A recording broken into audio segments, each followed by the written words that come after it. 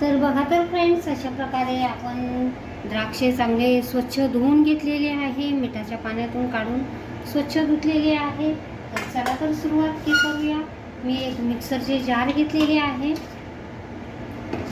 आता यामध्ये घालणार आहोत हे सर्व ग्रेप्स.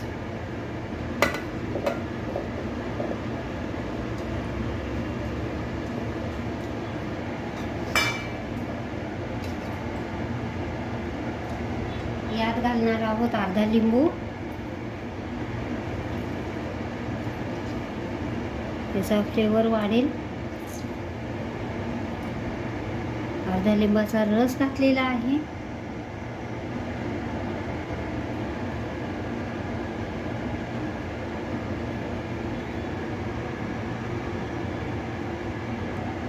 यात घालणार आहोत आपण थोडेसे काळे मीठ, की याचा चटकदार फ्लेवर लागेल.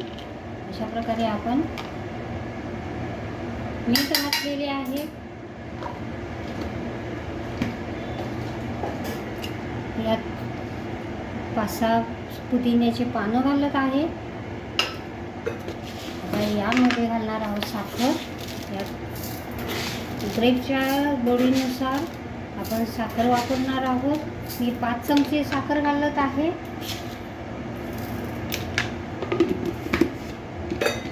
आता यामध्ये घालणार आहोत थोडेसे पाणी. मी अर्धा ग्लास पाणी घातलेले आहे. आता हे चांगले ग्राइंडर जारला लावून पिसून घेऊया. तर बघा तर फ्रेंड्स, अशा प्रकारे आपला ज्यूस पिसून झालेला आहे. आता आपण याला सर्व करूया. तर बघा तर फ्रेंड्स, अशा प्रकारे मी काचेचे ग्लास घेतलेले आहे. यामध्ये आईस क्यूब घालून घेऊया.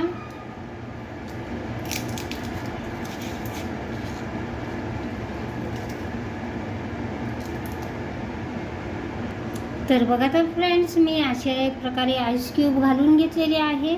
आता यामध्ये ज्यूस ओतून घेऊया.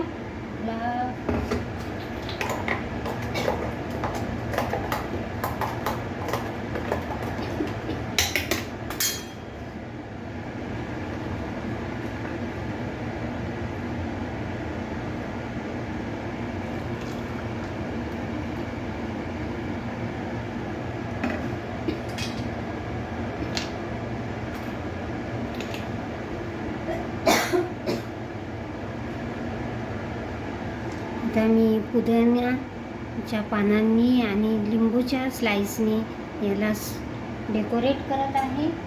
बघू शकता आपण अशा प्रकारे.